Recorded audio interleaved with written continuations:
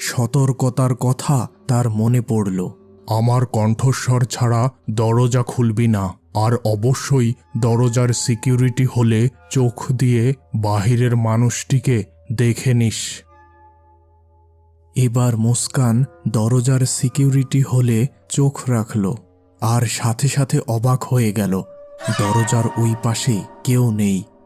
মুস্কান এবার খুব ভয় পেল। ঠিক এই সময় আবার সেই দরজায় কড়া নাড়ার শব্দ। মুস্কান বেশ হকচকিয়ে গেল।